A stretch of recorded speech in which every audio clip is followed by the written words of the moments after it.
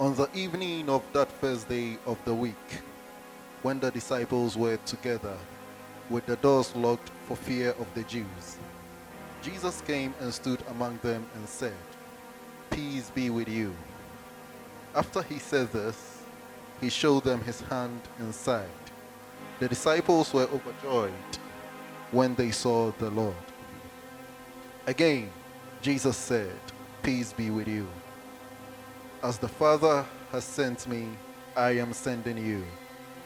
And with that, he breathed on them and said, "Receive the Holy Spirit.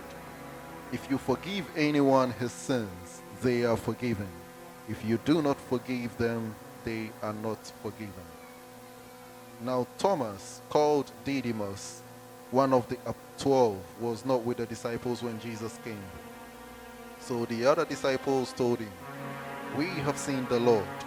But he said to them, "Unless I see the nail mark in his hand, and put my finger where the nails were, and put my hand into his side, I will not believe."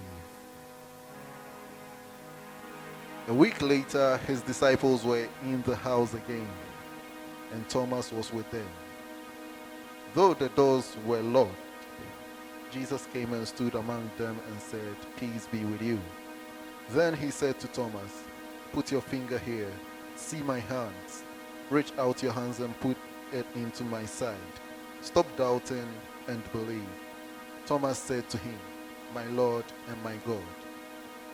Then Jesus told him, "Because you have seen me, you have believed.